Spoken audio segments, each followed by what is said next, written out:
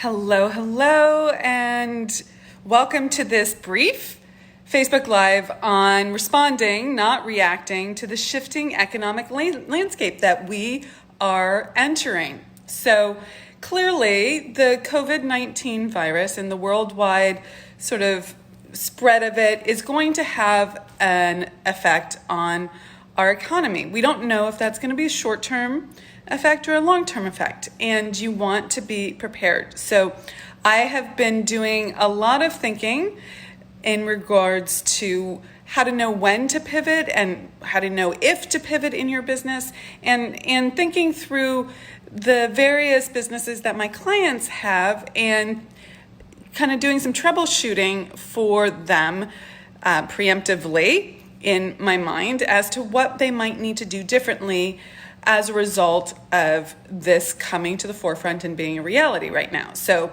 I am going to be having a briefing, if you will, a Q&A, bonus Q&A call for my private clients and helping them work through the specific strategies that they need to do. But I thought I'd share here today what we're doing to really support people in general and how we're thinking about business and whether to pivot and how to pivot and all that good stuff. So first thing you need to know is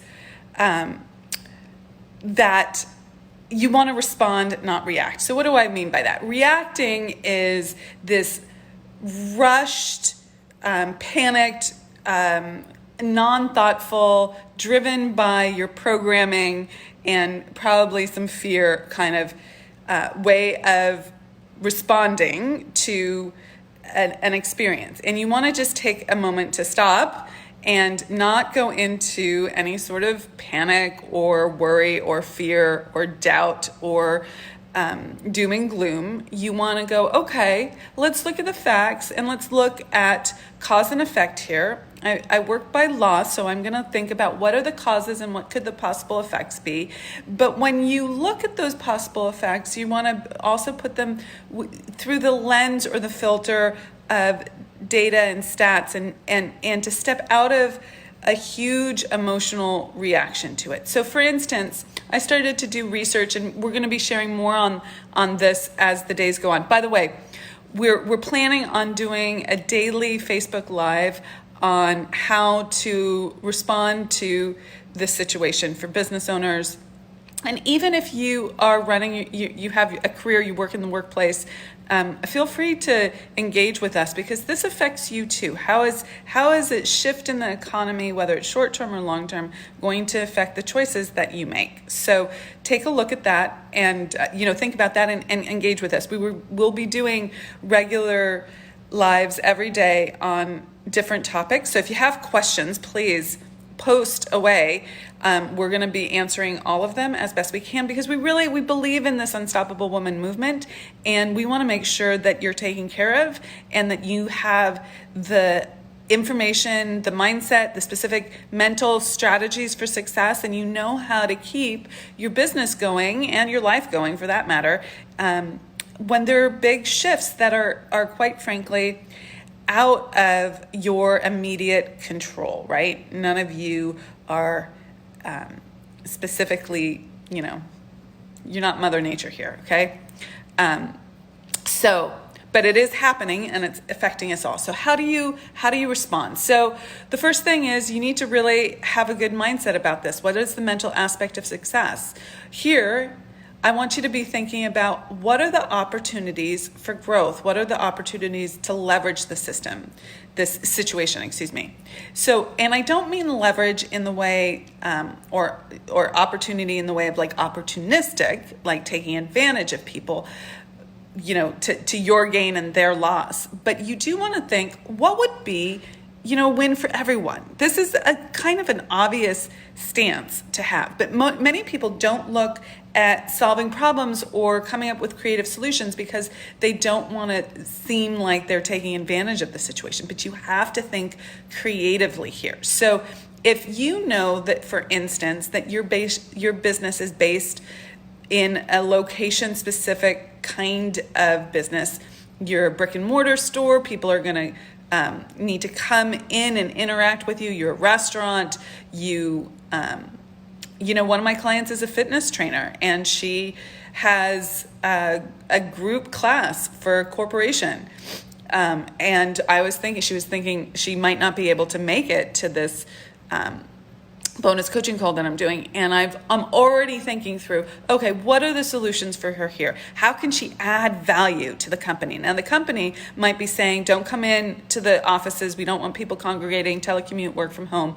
But that means that people aren't coming to her class, and she might be losing business. So what's the value add here? So first we have to identify what the situation is. Have they sent everyone home for telecommuting? If that's the situation, then I would offer to do a virtual class. A little bit obvious, but many people would not adapt or pivot that quickly. I'm going to give her the advice to immediately call, not email, but call. Well, you could email too, but get in contact with people and say, I realize that this is an issue. I'd love to be able to help you support community and keep spirits up and make sure that you're supporting the immunity of your clients. Benefit. And I'd love to offer to continue to do these classes via video conferencing. Here's the service I use. This would be absolutely no additional charge for you, blah, blah, blah, blah, blah, right? So it's a sales conversation, but it's serving the client. The client's going, oh my God, how are we going to create community? How are people going to be interacting with each other? How do we let our staff and team know that we still care about them? She's answering all these questions in this way. So that's a great pivot. Now, if they haven't sent people home to telecommute, I would advise her, but they're worried about people congregating like 15, 20, 30 people in a class, then I would suggest that she offer smaller group classes with more space between people, right? And just say, for the month of March, I want to make sure that you guys are supported in the best possible way, and this is how I'm doing it. We're going to do double or triple the number of classes, and this is a value add that I'm giving to you as my valued client. Total give, right? Total value add. But you are not going to lose a client. You worked really hard on that sale. They're a great revenue source for you. And you're going to want to how can you make it work for your client and for you? You don't want to be out of sight, out of mind. Okay. Another thing to consider here is this an opportunity to scale in a different way? Maybe she hates that client. I don't know. I haven't had that conversation with her specifically, but maybe this is a great opportunity to release things that aren't working. That's another way to pivot, but you're not going to want to just release and not fill that vacuum. Nature abhors a vacuum. So you're going to want to fill that vacuum with something like a higher return offering. Okay. So what might that be? Maybe she wants to convert that program that she's got a contract to for specific workouts for the executives, and convert it into private groups, right? There's all sorts of ways to do this. Okay. So you're going to want to think about what's happening in your biz, right? What might be affected? So for us, full transparency, people aren't traveling right now, and people aren't going to events. We have the Unstoppable Women Summit coming up in June, and we're actively in the marketing of that, letting people know about it. And a big selling proposition, aside from the teaching and the learning, right, is 3 days of workshopping and teaching and laser coaching and all of that about how to increase cash flow and how to step up to the next level, all of that stuff, right? But it doesn't matter that we're putting on a great show if no one shows up. So we are thinking, okay, well, how do we pivot? What are we going to do here if this is not short term, if it's long term, and June in person doesn't work? One of the big things, one of the value propositions is that women, smart, driven, powerhouse women, love coming together at these events. The Unstoppable Women Summit, they get to meet other entrepreneurs, they get to meet other people who are really going for it and have this growth mindset, and there's something that happens in person. How do we replicate that if we can't do that in person? So one of the things that we're going to start doing, and again, this is taking advantage of the situation, right, is for a while I've had this idea of doing something called Unstoppable Woman U, like university, right, and putting all my content in there. and really making this like something for a larger community, and really, you know, leveraging that digital media. We do a lot of things digitally, but this is this sort of like a monthly membership kind of thing where you get access to a ton of teaching.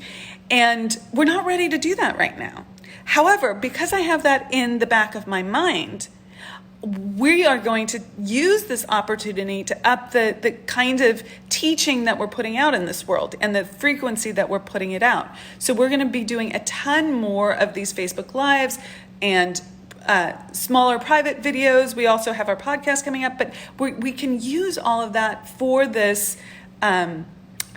next generation kind of work that we're doing. And we've already exploring a great technology that allows us to have rooms and community and like lounges and things like that, kind of like a virtual reality place. And that to me is exciting. And this economic shift, this little windy road that we have to address, is I'm using that as an opportunity to spark this and push this initiative forward, and not let it hang out there and not be activated, if you will. So we're going to start that, and we're going to start it now, and we're going to start it free, and we're going to see where it goes. And it's like adding value to the community and adding, and also, here's the connecting point, also letting people know how much community and engagement and workshopping can happen virtually, so that if we need to hold that summit virtually, we can, okay? You know, there are other options, there's live streaming, all that stuff, but you know, this is the way we need to start thinking about things. So there's a balance here. You don't want to go doom and gloom. You don't want to change everything. We haven't canceled the summit. I think this is going to be, you know, resolved way in advance of that, and it's going to be a fabulous thing, and we're not going to have any fallout from it. But I'm not going to be an ostrich about my business. I'm not going to put my head in the sand and not do planning. So you want that balance. There needs to be discernment and about when to stay the course and when to shift gears. So like, for instance, we're staying the course. We haven't canceled anything. Nothing's been canceled. Okay. And there's been no immediate downshift in my business. It's only been a little while and I don't plan for there to be, but I'm planning on the pivots, the little small tweaks and strategy shifts. So let me know what you have a question about around this. What is your business? Do you have something that you're trying to figure out if it's going to be affected by this virus situation and the potential economic shifts? And what are you worried about? What are you struggling with? Let me know, and I will speak to that in coming Facebook Lives. We're also going to be speaking about the research that I've been doing on, you know, what's happened in other economic downshifts. For instance, you know, like, I don't want to go down a rabbit hole there, but there's a lot of research that I'm going to be sharing with you and guidance around how to move forward. So with that, look for the opportunities and rock it out. Be unstoppable. Okay, bye.